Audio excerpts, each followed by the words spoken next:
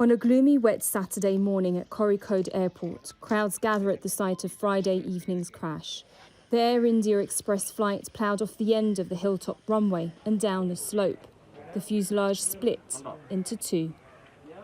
190 passengers and crew were on board the Boeing 737 flight from Dubai.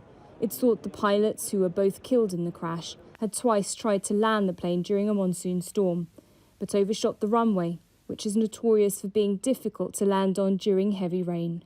The weather conditions were unfavourable due to the monsoon. It seems the pilot, as this is a tabletop airport, tried to bring the flight to the end of the runway, but due to slippery conditions, this mishap took place. There is a drop of 35 feet where it fell, but immediately the rescue workers, our fire brigade, ambulances reached there and locals also helped.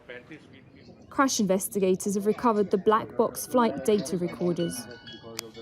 Now the inspection and various other things are going on. The rescue operations, as part of the rescue operations, they had to break also open some of the parts of the aircraft. Some of the injured in hospital praised the pilot's efforts. The pilot tried a lot to land us safely in the rain. It was cloudy and around 7:30 we crash landed. It was difficult to land. He really tried a lot. During the second landing attempt, the tyre skidded. On the left side, there was a huge ditch. It was over 36 feet. Then there was a sudden brake. Everyone on board was wearing their seatbelts. We kept our hands on the seat in front of us to protect ourselves. But the plane fell into the ditch and broke into two halves.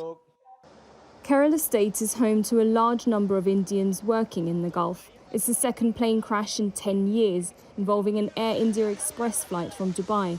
158 people were killed when their plane skidded off a runway in Mangaluru and crashed down a hill in 2010.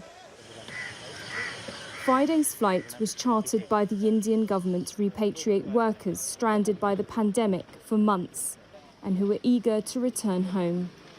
Some never made it to the long-awaited reunion with their families. Sara, Khairat, Al Jazeera.